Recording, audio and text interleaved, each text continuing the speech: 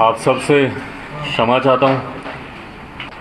मैं जानता हूँ कि आप लोग भी 2-3 दिन से बहुत ज़्यादा आप लोग परेशान चल रहे हैं और इस गर्मी में कई घंटों तक खड़े रहकर जानकारी सही प्राप्त कर देश की जनता को देने का आप लोग प्रयास कर रहे हैं। कुछ समय से मेरी खुद की तबीयत ठीक नहीं चल रही थी और उस बीच में जिस तरीके से ये पूरा घटना चक्र घटा, मेरे लिए भी शारीरिक तौर पर थोड़ा सा कठिन हो रहा था। हर समय हर परिस्थिति में को जानना, उसके ऊपर निर्णय लेना, उसको आप सबके सामने रखना। कई बार दवाई लेकर नहीं हिम्मत हो रही थी कि मैं खड़ा रह पाऊँ या ज़्यादा बातें कर पाऊँ। आज भी इसीलिए आप लोगों के सामने आया हूँ। आप लोग के सवालों का जवाब भी दूंगा। जो भी प्रश्न आपके मन में होंगे वो ज़रूर आप लोगों के सामने रखूँगा। पर इतना मैं ज़रूर कहूँगा कि मुझे नहीं लगता कि एक प्रेस कॉन्फ्रेंस में सारी बातें क्लियर होंगी। लड़ाई लंबी है, कई बार हम लोग की ऐसी मुलाकातें होंगी और समय समय पर जो भी आपके क्वेश्चंस होंगे, जो भी आपके प्रश्न होंगे या जो भी अपनी तरफ से मुझे लोक जनशक्ति पार्टी के पक्ष में जिन बातों को रखने की ज़रूरत होगी, वो समय समय पर आप लोग के सामने आकर मैं उसको रखता रहूँगा। साथियों, आप सब ने देखा, मैं 5 मिनट में पहले अपनी बातों को रख लूँ, फिर आपके जो सवाल होंगे मैं उनको लेता रहूँगा। आप सब ने देखा 8 अक्टूबर को मेरे पिताजी का निधन हुआ। उसके बाद तुरंत चुनाव में उतरने की बात आई। मेरे लिए वो एक कठिन समय था, एक कठिन घड़ी थी। एक तरफ पापा की बॉडी भी अभी हॉस्पिटल से घर नहीं आई थी और हम लोग चुनाव में उलझे रहे पूरा समय। मैं ईमानदारी से बोलूं, वो 40 दिन का लगभग का समय, 1 महीना 35 दिन का समय ढंग से घर पे घर वालों के साथ बैठ के पापा को याद करने का, उनको सोचने का वो समय ही वैसा नहीं मिल पाया। आने के बाद परिवार के साथ ज़रूर मैंने समय बिताया, काफ़ी घर वालों के साथ, मम्मी के साथ, परिवार के साथ। और उसके बाद वापस हम लोगों ने कि किस तरीके से इस चुनाव में, और इस चुनाव के परिणाम पर मैं एक बात ज़रूर बोलूँगा प्रमुखता से कि इस चुनाव में मिली लोक जनशक्ति पार्टी को जो एक बड़ी जीत हम लोग की हासिल हुई है। जीत चुनाव में, जब आप इलेक्टोरल पॉलिटिक्स में होते हैं तो कई बार जीत को सिर्फ और सिर्फ संख्या से आंका जाता है कि भाई आपके कितने विधायक आपके जीत के आए, कितने सांसद आपके जीत के आए। पर मेरे लिए भी ये एक बड़ी जीत थी जो लोक जनशक्ति पार्टी के बारे में कहा जाता था कि भैया 2%, 3%, 4% की पार्टी है। जहां हम लोगों ने लगभग 6% का मत प्रतिशत हम लोगों ने कंसोलिडेट किया, वहीं लगभग 25 लाख के करीब वोट लोक जनशक्ति पार्टी को मिले और जो जनता का अपार समर्थन हम लोग को मिला। और उससे भी सबसे बड़ी बात मुझे खुशी इस बात की है कि मैंने किसी भी परिस्थिति में, मैंने लोक जनशक्ति पार्टी ने, हम लोगों ने अपने मुद्दों, अपने सिद्धांतों से हम लोगों ने समझौता नहीं किया। आप सबसे भी उस वक्त मेरी मुलाकातें होती थी, ऑन रिकॉर्ड, ऑफ रिकॉर्ड। और मुझे याद है कि आप में से कई लोग ऐसे थे कि अरे छोड़िए, आप तो से बात कर रहे हैं, जब चुनाव आएगा तो देखिएगा आप लोग सीटों का समझौता कर लेंगे, आप सिर्फ प्रेशर पॉलिटिक्स कर रहे हैं, बाद में आप लोग साथ में जाएंगे, चुनाव लड़ेंगे। ये आप सबको भी कहीं ना कहीं इस बात का लगता था। मुझे खुशी इस बात की है कि पार्टी ने ये निर्णय लिया कि नहीं, हम कुछ मुद्दों को लेकर मौजूदा गठबंधन में जो जनता दल यूनाइटेड है उनके साथ हम लोग गठबंधन में आगे नहीं बढ़ सकते। और ये कारण था कि हम लोग गठबंधन से बिहार में अलग होने का पार्टी ने फैसला लिया और हम लोगों ने अलग होकर हम लोगों ने चुनाव लड़ा। मजबूती से हम लोगों ने अपनी बातों को रखा। आज जब चुनाव खत्म हुए उसके बाद से कहीं ना कहीं निरंतर, और चुनाव के दौरान भी, चुनाव से पहले भी, मुझे याद है जब पापा अस्पताल में भी थे तो उस वक्त भी कई बार कुछ लोगों द्वारा और जनता दल यूनाइटेड के द्वारा खास तौर पर मेरी पार्टी लोक जनशक्ति पार्टी को तोड़ने का प्रयास निरंतर तब भी किया जा रहा था। मुझे याद है कि मेरी शायद पापा की जब आखिरी बार बात पार्टी के कुछ नेताओं से हुई थी, जब वो आईसीयू में थे, तो उस वक्त भी जब उनकी बात हुई तो उन्होंने इसी बात को कहा कि क्यों मीडिया में इस तरीके की भ्रामक खबरें आती हैं। उनकी चाचा से भी बात हुई, चाचा को भी उन्होंने इसी बात के बारे में कहा कि क्यों बार बार ये खबरें आती हैं कि भाई पार्टी टूट रही है, पार्टी अलग हो रही है, इस तरह की जानकारी क्यों आती है। बट बहरहाल निरंतर एक लंबे समय से एक बात स्पष्ट थी कि पार्टी में कुछ लोग जो संघर्ष के रास्ते पर चलने के लिए तैयार नहीं थे, जो चाहते थे कि भैया हम लोग कंफर्टेबल पॉलिटिक्स में रहें, कि चलिए जो हो रहा है ठीक है, होता रहे, ऐसे ही गठबंधन है, ठीक गठबंधन है, लड़ेंगे जीतेंगे। और हकीकत है, मैं इस बात को मैं झुटला नहीं रहा हूँ कि अगर जनता दल यूनाइटेड, लोक जनशक्ति पार्टी, भारतीय जनता पार्टी, तीनों दल अगर साथ मिलकर बिहार में विधानसभा का चुनाव लड़ते तो हम लोग का एक तरफा, जिस तरीके से लोकसभा में हम लोग 40 में से 39 सीटें हम लोग जीते, विधानसभा में भी हम लोग का परिणाम उसी तरीके से आता। पर उसके लिए मुझे नतमस्तक होना पड़ता मौजूदा मुख्यमंत्री नीतीश कुमार जी के सामने। उसके लिए मुझे समझौता करना पड़ता अपनी नीतियों से। मैंने बिहारी फर्स्ट विजन डॉक्यूमेंट जो पूरे बिहार में हम लोगों ने घूमकर, हर एक जिले, हर एक प्रखंड में जाकर वहाँ के लोगों से सुझाव लेकर जो हम लोगों ने तैयार किया था, उसको सम्मिलित करने से साफ इनकार कर दिया गया। किसी भी गठबंधन में एक नॉर्मल प्रैक्टिस रहा है कि आप कॉमन मिनिमम प्रोग्राम आप ड्राफ्ट करते हैं, साझा न्यूनतम कार्यक्रम के हिसाब से सरकार चलती है। और मेरा भरोसा नहीं था कि भैया आपका साथ निश्चय बिहार में विकास कर सकता है। और मुझे लगता है कि हर वो व्यक्ति जिसको बिहार से प्यार है, बिहारियों से प्यार है, बिहार के युवाओं से प्यार है, अपने समाज से प्यार है, हर वर्ग के समाज से प्यार है, जो व्यक्ति बिहार से प्यार करता हो वो शायद अपनी बातों को इतनी प्रमुखता से रखता है जितनी प्रमुखता से मैंने रखा। और उसके सामने ना मैं झुका, ना मैंने किसी तरीके का मैंने समझौता किया। और अपने विश्वास पर, मेरी पार्टी के पूरे समर्थन के साथ मैंने चुनाव लड़ा। बट हाँ, जैसा मैंने कहा कि कुछ लोग संघर्ष के रास्ते पर चलने के लिए तैयार नहीं थे। उन लोगों ने उस वक्त भी, उस चुनाव के दौरान भी, जिसमें मुझे दुख के साथ कहना पड़ता, बट मेरे चाचा खुद, उन्होंने चुनाव प्रचार में उस वक्त कोई भूमिका नहीं निभाई। मेरी पार्टी के कई और सांसद जो अपने व्यक्तिगत चुनाव में, वीना जी वैशाली, वो अपने सुपुत्री, उनके चुनाव लड़ रही थी, वो उसमें व्यस्त थी। कैसर साहब का क्या ही कहना, उनके तो सुपुत्र खुद दूसरे गठबंधन से चुनाव लड़ रहे थे, वो उसमें व्यस्त थे। कई पार्टी के और नेता, मेरे छोटे भाई जब समस्तीपुर में मेरे दूसरे भाई चुनाव लड़ रहे थे, उनके चुनाव में व्यस्त थे।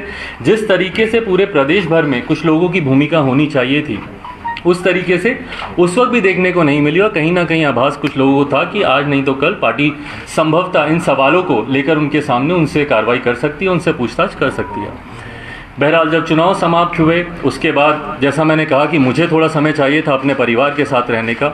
वो समय मिलने के बाद जब वापस हम लोग रणभूमि में उतरने की तैयारी कर रहे थे, कोरोना प्रोटोकॉल तब तक लागू हुए। इस महामारी से बचाव के लिए कई तरीके के नियम, कायदे, कानून बनाए गए। और उस वक्त हम लोगों ने पुनः कुछ समय के लिए अपनी तमाम राजनीतिक गतिविधियों पर हम लोगों ने रोक लगाई।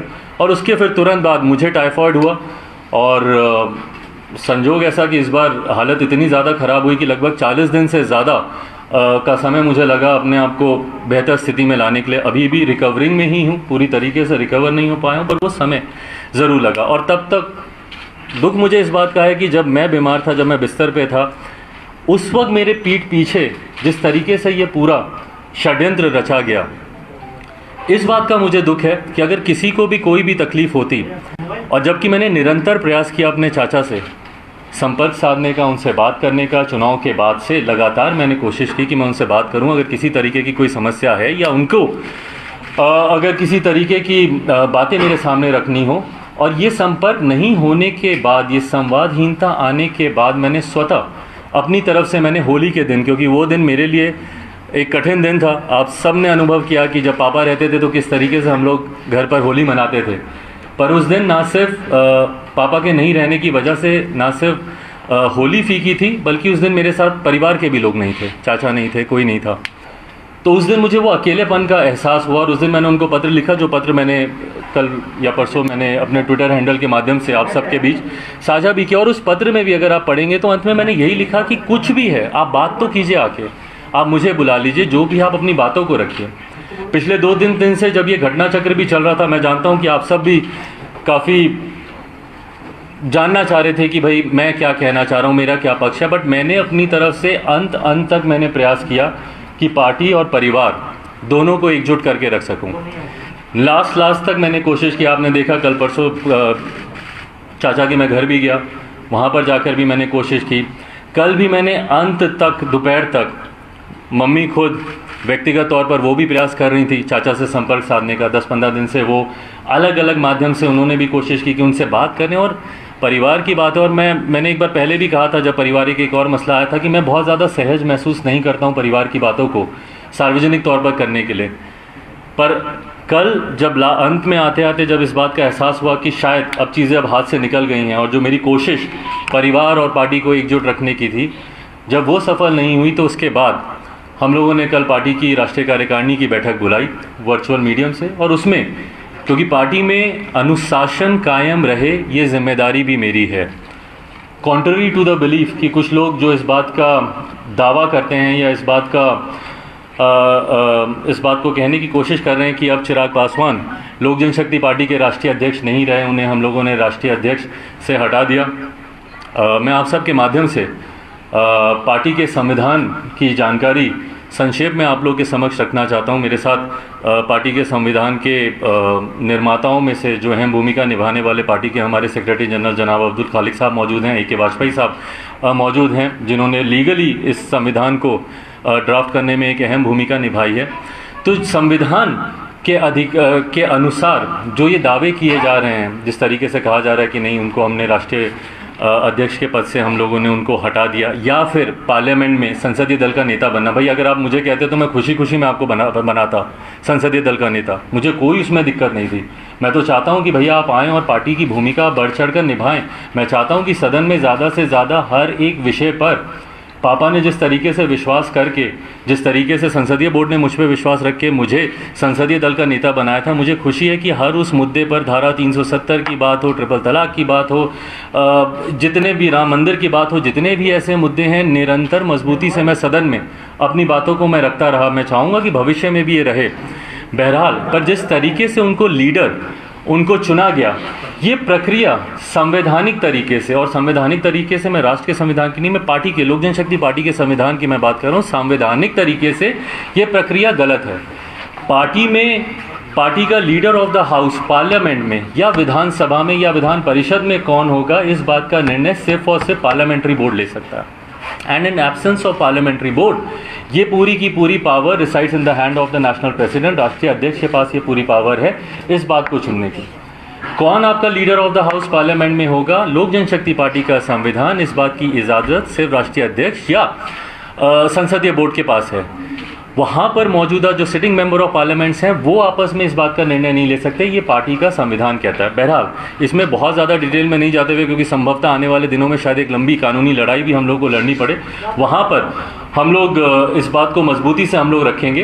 बट आज आप लोग की जानकारी में सिर्फ मैं इन बातों को देना चाह रहा हूँ कि जिस तरीके से पोर्ट्रे किया जा रहा है, मैं सामने इसलिए नहीं आ रहा था या अपनी बातों को, क्योंकि आज हम लोग दिन भर एक लंबे समय तक हम लोगों ने लीगल ओपिनियंस, क्या क्या इसमें कॉन्स्टिट्यूशन के आधार पर क्या क्या चीज़ें हैं, सुबह से लंबे समय से हम लोग की बैठकें चल रही थी, तमाम इन जानकारियों को हम लोग एक दूसरे के साथ हम लोग साझा कर रहे थे।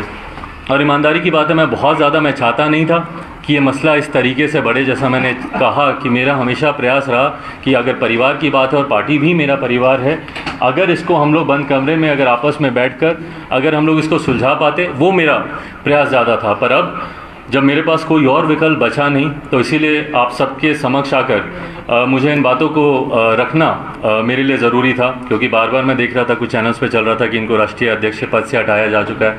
लोक जनशक्ति पार्टी का संविधान कहता है कि राष्ट्रीय अध्यक्ष का पद सिर्फ दो परिस्थितियों में खाली हो सकता है, या तो राष्ट्रीय अध्यक्ष का निधन हो, या स्वतः अपनी मर्जी से राष्ट्रीय अध्यक्ष किसी भी परिस्थिति में जब वो रिज़ाइन करते हैं तो उसकी जगह दूसरे अध्यक्ष की नियुक्ति की जा सकती है। बट ये तमाम बातें, जैसा मैंने कहा, लीगल मैटर्स हैं। यहाँ पे वाजपेयी साहब मौजूद हैं, विस्तार में अगर आप इनसे अगर कुछ आप जानना चाहें तो ये आपको और विस्तृत तरीके से आपको इन सब बातों की जानकारी देंगे।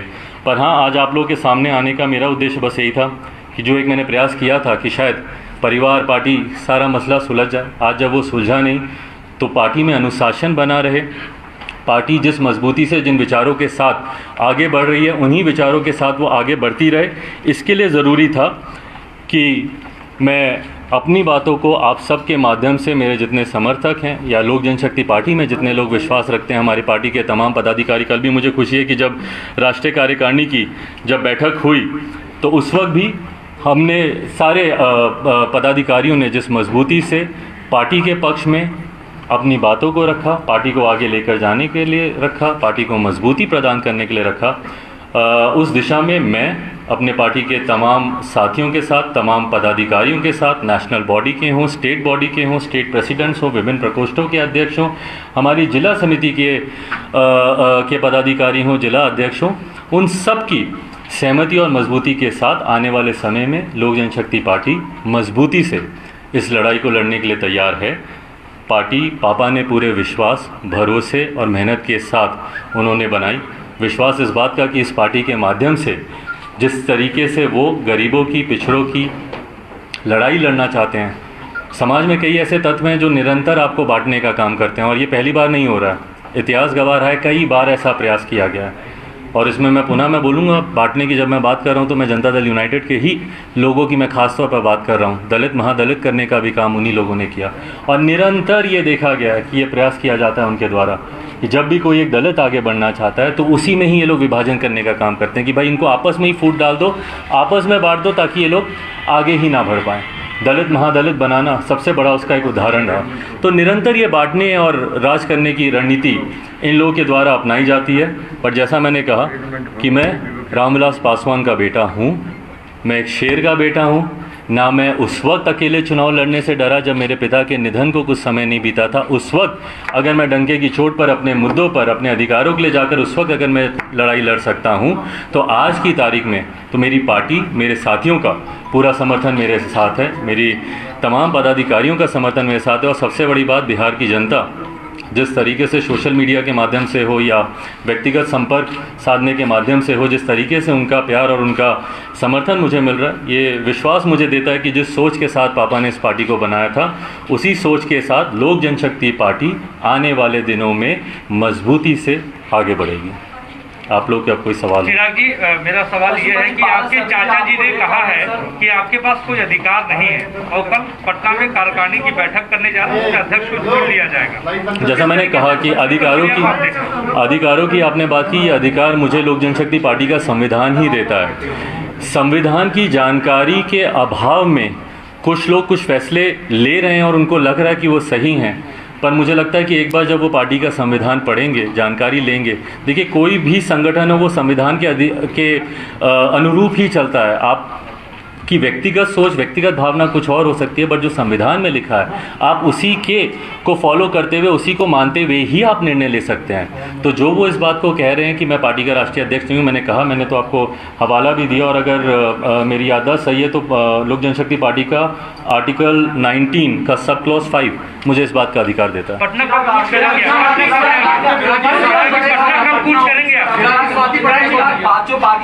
पटना कब जाएंगे? मैं उस पर भी मैं आ रहा हूँ। आप एक तरफा निर्णय ले रहे थे विधानसभा चुनाव के वक्त, 500 बागी सांसदों का ये आरोप कि आप लोकतंत्र खत्म कर दिए थे पार्टी में। किस चीज़ का आरोप है? एक तरफा निर्णय ले रहे थे बिहार विधानसभा चुनाव में एनडीए से बाहर आने का। देखिए, बिहार विधानसभा चुनाव में जितने भी निर्णय लिए गए और आप सब मौजूद थे, निरंतर बिहार पार्लियामेंट्री बोर्ड के नेताओं से राय मशवरा करके, उनसे बातचीत कर और अगर उस वक्त अगर उनके अनुसार निर्णय नहीं लिए गए तो ये प्रश्न उस वक्त उठने चाहिए थे, ना कि चुनाव समाप्त होने के 6 महीने के बाद। उस वक्त ये सवाल आने चाहिए थे। उस वक्त जो आपकी सहमति थी, उस वक्त आपको लगा कि शायद यही सही है, या जिस तरीके से पार्टी के तमाम पदाधिकारियों का, तमाम पार्टी के कैडर का जिस तरीके से उस वक्त उस निर्णय में उनका समर्थन था, तो अगर किसी को आपत्ति थी तो उस वक्त उनको आपत्ति रखनी चाहिए। जो कार्यकारिणी की बैठक बुलाई गई है, आपको क्या लगता है कि वो वैध है? और उस कार्यकारिणी की बैठक में क्या आपके भी समर्थक हैं या सिर्फ उन्हीं के समर्थक हैं?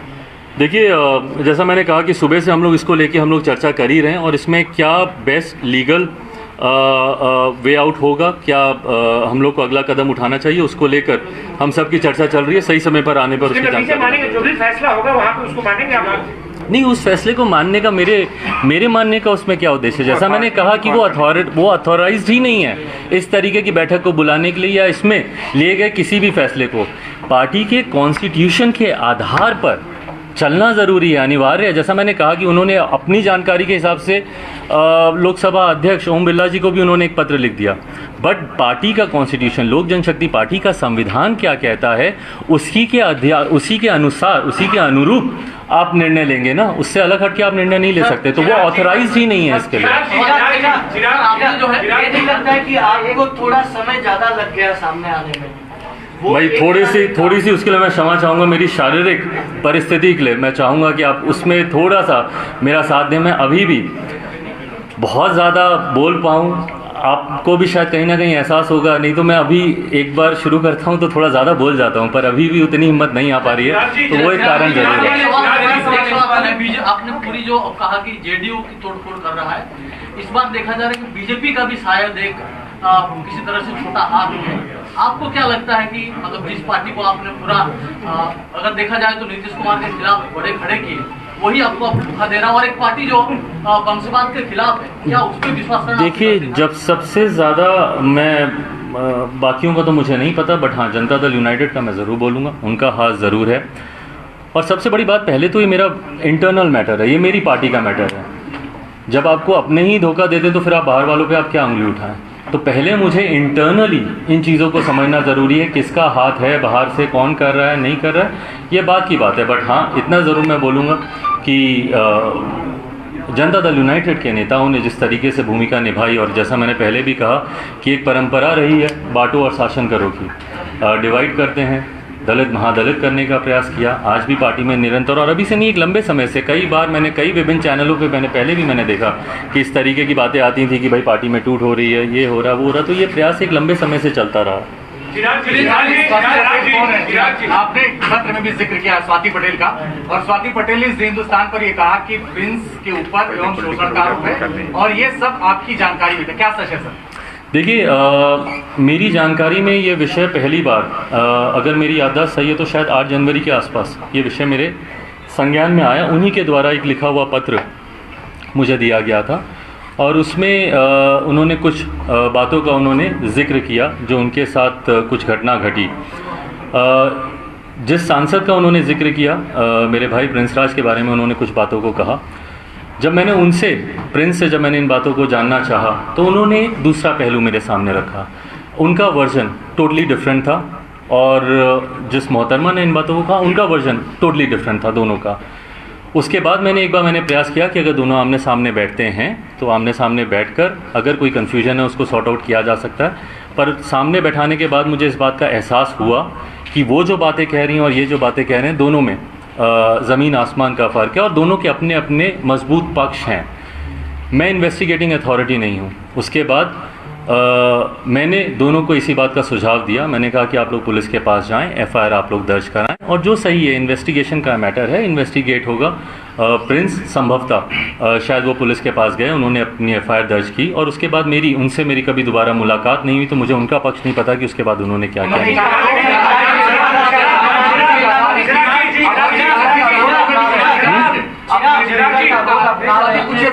स्वाति के बीच में क्या चीज़? मीडिएटर का रोल अपना रहे थे। नहीं, मैं कोई मीडिएटर, मैं कोई मीडिएटर की भूमिका निभाने के लिए मैं ऑथराइज ही नहीं हूँ। मेरे पास एक शिकायत आई, वो शिकायत मेरे पार्टी के एक सांसद के बारे में थी।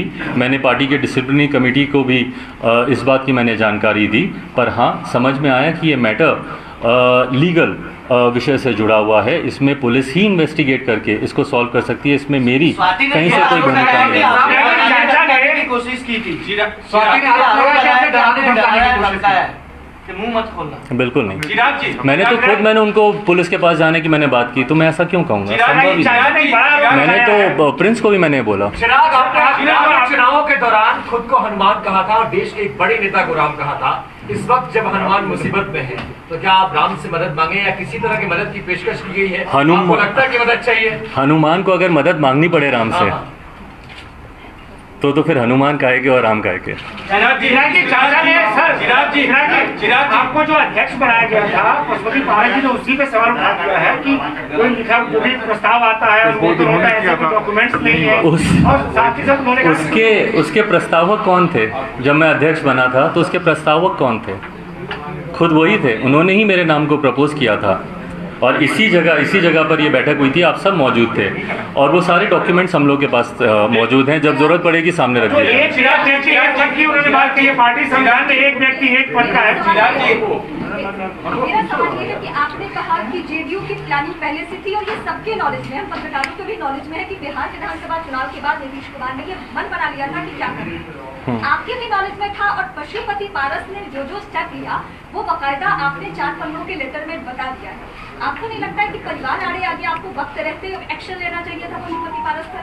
देखिए, अब आपके पार्टी के विरोध में आवाज उठा रहे? देखिए, जैसा मैंने कहा, मेरे संस्कारों में नहीं है। पापा से मैंने इतना धैर्य और सबको साथ लेकर चलने की सोच मैंने उनसे सीखी है, तभी अंतिम तक मैंने प्रयास किया। उस दिन जब मैं उनके घर पे भी गया उस दिन की अगर मैं बात बोलूँ, मैं ईमानदारी से, मैं शारीरिक तौर पर मेरी क्षमता उतनी नहीं थी कि मैं जाऊं और वहाँ पे वो कर सकूं, बट उसके बावजूद मैंने वो प्रयास किया। मैंने अपनी तरफ से मैंने आखिर तक मैंने कोशिश की। जो आप कदम उठाने की बात कर रही हैं, जैसा मैंने कहा कि चुनाव के दौरान से ही कहीं ना कहीं आभास था, तो पार्टी के इन सांसदों के ऊपर शायद सस्पेंशन की कार्रवाई बहुत पहले हम लोगों को कर देनी चाहिए थी, पर मैंने अपनी तरफ से मैंने पूरी कोशिश की। जब तक इन लोगों ने सामने से, मैं सही बोलूं, मैं एक व्यक्तिगत बात मैं ज़रूर बोलूँगा, मेरे पापा का निधन हो गया, पापा अब नहीं है, मेरे छोटे चाचा का भी निधन हो गया। पार्टी में सेकेंड जनरेशन हम लोग हैं, पर पहली जनरेशन में अगर कोई है हम लोग के लिए, मैं मेरे अपने भाइयों की बात कर रहा हूँ, वो चाचा ही थे। पापा के बाद में उनमें पापा की छवि देखता था और मुझे विश्वास था कि शायद वो मार्गदर्शन करेंगे, जैसे पापा हम लोग को साथ लेकर चलें, वो भी लेकर चलेंगे। मैं अनाथ शायद उस दिन नहीं हुआ था जब पापा का निधन हुआ, शायद अब हुआ जब इन्होंने भी मेरा साथ छोड़ा। चिराग जी, क्या नीतीश कुमार को सीधे आप जिम्मेदार मानते हैं आपकी पार्टी में फूट के लिए? और दूसरा सवाल ये है कि बीजेपी के नेताओं को पूरी तरह से क्लीन चिट देते हैं जो आपकी पार्टी के अंदर हुआ, क्योंकि आप एक तरफ कह रहे हैं कि ये पार्टी का अंदरूनी मामला है, लेकिन दूसरी तरफ तो आप जेडीयू के नेताओं को जिम्मेदार ठहरा रहे। नीतीश कुमार को जिम्मेदार? मैं एक बात मैं स्पष्ट कर दूं, जब आप बोलते हैं नीतीश कुमार जी को आप सीधे जिम्मेदार, कहीं ना उसमें मेरे पक्ष को कमज़ोर आंका जाता है। मैंने चुनाव में भी इस बात को हमेशा कहा कि मेरा नीतीश कुमार जी से कोई व्यक्तिगत विरोध नहीं है, मैं उनके मुद्दों का विरोध करता हूं, मैं उनकी नीतियों का मैं विरोध करता हूं। आज भी मैं इस बात को मैं कैसे बोलूं कि उनकी सीधी भूमिका है, बट हाँ, जिन नेताओं की सीधी भूमिका है वो उन्हीं के पार्टी के लोग हैं, तो उसमें प्रत्यक्ष या अप्रत्यक्ष रूप से अगर आपकी भूमिका है तो कहीं ना कहीं जिम्मेदारी आपकी बनती है, और वो उस पार्टी के मुख्यमंत्री हैं। तो इसीलिए, और जहाँ तक रही बात किसी को क्लीन चिट देने की, मैंने कहा मैं तो फिलहाल अभी इंटरनली इन बातों को मैं सुलझा रहा हूँ। लोक जनशक्ति पार्टी का ये इंटरनल मैटर है, मैं इंटरनली इसको मैं सुलझा रहा हूँ। आने वाले समय में अगर किसी से बात करने की ज़रूरत पड़ेगी, किसी प्लेटफॉर्म पे इन बातों को डिस्कस करने की ज़रूरत पड़ेगी, तो उसको भी किया जाएगा। चिराग जी, जो आपने पत्र लिखा उसमें स्वाति पटेल का नाम क्यों लिखा? उन्होंने बार-बार ये सवाल पूछा। उसमें स्वाति पटेल का जिक्र क्यों किया, जो अपने आदरणीय चाचा जी को आपने पत्र लिखा, वो सवाल पूछ रहे। दूसरा ये कि जब आपने ये कह दिया था ये लीगल मामला है, आप लोग दोनों लोग पुलिस के पास चले जाइए, तो फिर आपने पत्र में क्यों नाम लिखा और आपने कोई कार्रवाई की? मैंने ये पत्र शायद 29 मार्च को मैंने पत्र लिखा था, होली के दिन मैंने पत्र लिखा था। इस पत्र को लिखते वक्त इस पत्र को कभी सार्वजनिक किया जाएगा ये मेरी मंशा कभी नहीं थी। कल भी जब मैंने इस पत्र को अपने ट्विटर हैंडल से जब मैंने इसको अपलोड किया, उसमें मेरी इंटेंशन इनके बारे में या इनके विषय को साझा करने की नहीं थी। ये एक संजोग ऐसा था कि पूरे उस 4 पन्ने के पत्र में एक विषय ऐसा आया, एक पैराग्राफ ऐसा आया जहाँ पे इनके उस घटना चक्र का भी जिक्र था। उसको अपलोड करने के बाद जैसे ही मुझे इस बात की जानकारी मिली कि संभवतः उनका नाम गया है इसमें, अपनी नैतिक जिम्मेदारी को खुद समझते हुए तुरंत मैंने वहाँ से उसको विड्रॉ किया, उनके नाम को मैंने अनमार्क किया। बहरहाल, जैसा मैंने कहा कि इससे पहले वो खुद ही सोशल मीडिया के माध्यम से मुझे इस बात के लिए प्रवोक करने का उन्होंने प्रयास किया कि आप उस पत्र को आप साझा करें, पर मुझे जब अपनी जिम्मेदारी का एहसास हुआ तो मैंने उसमें से उनका नाम को मैंने हटाया। मेरी इंटेंशन उनके वाक्य के बारे में चर्चा करने की नहीं थी।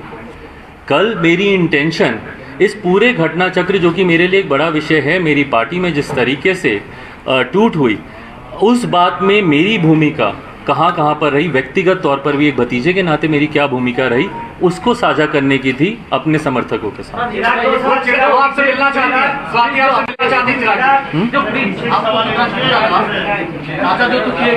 आपके जो भाई हैं, जिनको आपने उनका प्रेसिडेंट बनाया, एक ट्वीट माना जाता था, उनकी व्यवहार के ऊपर आपको कैसा है? मैं दुखी हूँ बहुत ज़्यादा। मेरा छोटा भाई नहीं, मेरे बेटे के समान रहा है वो।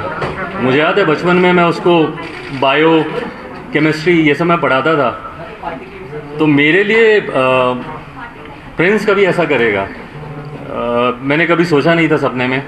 व्यक्तिगत तौर पर बहुत हर्ट हूँ, बहुत दुखी हूँ।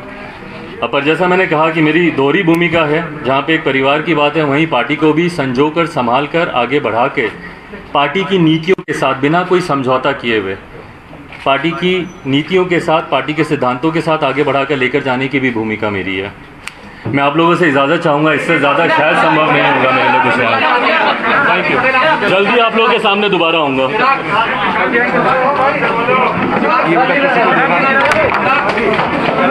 एक सवाल स्वाति पटेल आपसे मिलना चाहती हैं।